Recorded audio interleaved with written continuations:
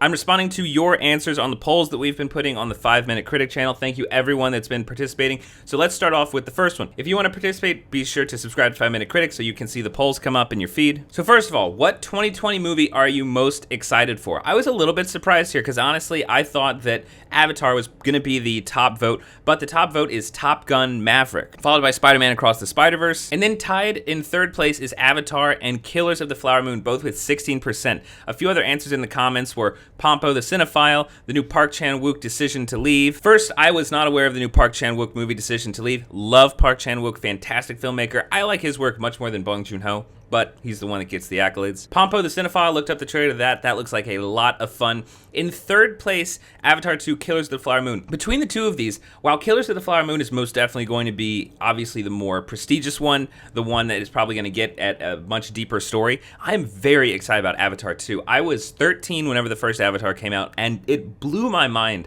seeing that movie in theaters, in 3D, on those screens. I am not a fan of 3D, but that, in terms of a movie that's going to be in 3D, that one actually, I think, did something with it, whereas everything else, there's no point in most movies being in 3D. Avatar 2, I'm excited to see where they go with that. Then Spider-Man Across the Spider-Verse. This is probably my most anticipated movie of the year. The first multiverse Spider-Man movie, it was filled with so much energy, but also the story was succinct, very well told. And then Top Gun Maverick. I really enjoyed Top Gun. Growing up, I did not understand the appeal of Top Gun, but as I've gotten older, I've really enjoyed it. Tom Cruise, now that Will Smith slapped the shit out of Chris Rock, Tom Cruise is really the only actor who's an enterprise in and of himself, generates huge audiences, is about not just making big entertaining movies, but doing them with very well told stories. And so I'm very excited about Top Gun Maverick. We'll see how that goes. China did have a little bit of influence on changing some things in that movie, but we'll see how it turns out. Hopefully they didn't actually change too much. The next one is the 10-year Will Smith ban fair. So we've got three options here. Yes, no, because it's too harsh, or no, it's not harsh enough. So overwhelmingly, people said yes, and more often than not, while I kind of have sympathy for the not harsh enough, I think that this is going to prove to be okay. I feel everything in Hollywood is symbolic. There's no real substance in a lot of stuff. Everything is always just kind of signaling and posturing. That being said, whenever you do the symbolic gesture of banning someone for 10 years, that puts a scarlet letter on their back, and I think that's going to be what happens with Will Smith. Will Smith does not make movies that in and of themselves generate a ton of buzz. They're usually Oscar baity. They're normally family friendly, but kind of on, it messes with kind of the boredom, like saccharine sweet kind of angle. They're okay movies.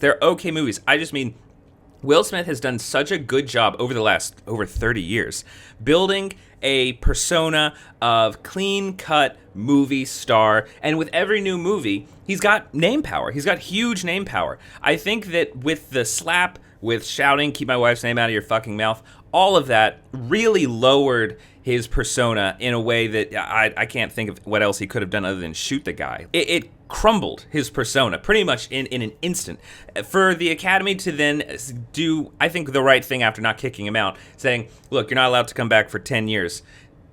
I think that signals to everyone else this guy is persona non grata. Now, what that means, what the Academy is saying with a 10-year ban, they're saying, okay, you might be able to come back if you make something incredible. I was listening to a podcast yesterday where they were talking about Mel Gibson. Mel Gibson had to go away for a long time, but then he made Passion of the Christ and Apocalypto. He made the highest earning rated R movie of all time.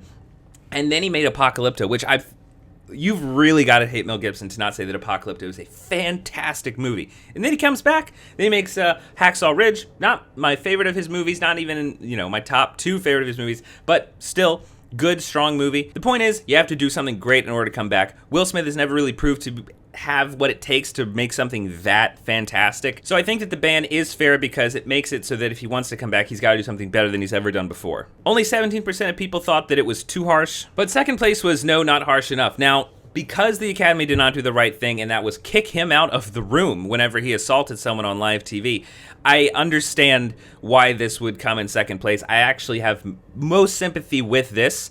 With the ban that went through, I feel like it's effective enough to kind of not be seen as a total joke, but I think if you really wanted to do the right thing, you would say you're not allowed to really do anything for 10 years. It kind of cuts business ties for 10 years. It really makes it so that you're not going to be able to do anything unless it's really, really fantastic. With the way it stands now with the ban, he can still be nominated, and that's kind of where most of the power is. If they really wanted to do something that stung, they would make it so that he wouldn't be able to win an Oscar for the next 10 years. I'm okay with the way that it stands right now, so it's all right. But look, if they had actually, the 26% that said no, not harsh enough, I understand.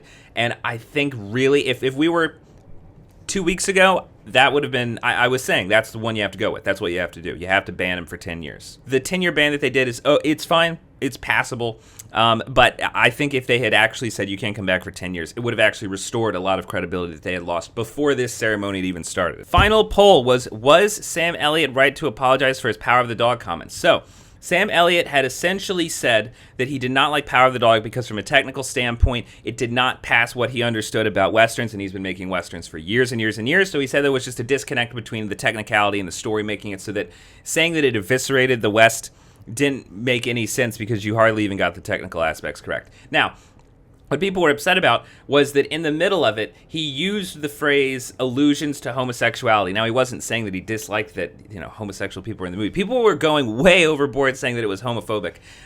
Really, I'm going to say in my reading of it, it did not sound homophobic. I think the problem is with Hollywood, with Twitter, with all entertainment stuff, no one looks at the substance of what a comment actually is. They will look at the buzzwords, and if the buzzwords make them feel icky, then they will give that same level of analysis to everything else that they hear. It's a very shallow group. And look, hey, on the other side, I mean, obviously, if you want to make it just wholly political, people on, the left in Hollywood do that all the time. People on the right do that all the time with their buzzwords that they don't like either. So this is an example of these very, very sensitive people taking that one thing. And so Sam Elliott apologized. So the comments said whether he should or should not have apologized. 67% said no way. Now, I was fine with Sam Elliott not apologizing because he didn't say anything that called anyone out, showed that he was disrespectful or hateful of any in particular group. He gave his opinion about a movie. So he gave the American apology, which is not, I'm sorry about the thing I did. I'm sorry if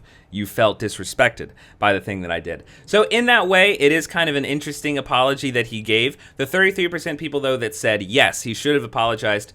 I will say, if Sam Elliott wanted to continue working, he did the right thing to kind of come out and say what he said. If you want to talk wholly, morally, in terms of respect, should he have done that? I don't think there was anything to necessarily apologize for. But look, if you're going to apologize because people get angry about something, then I would say it takes a bit of a bigger man to, end up doing that than to pile on something that you decided to take out of context. So those are the polls. I try to do a poll about every other day. So if you want to be a part of that, if you want to be a part of interacting with that, then subscribe to 5 Minute Critic for future polls and future updates on reviews and movie news.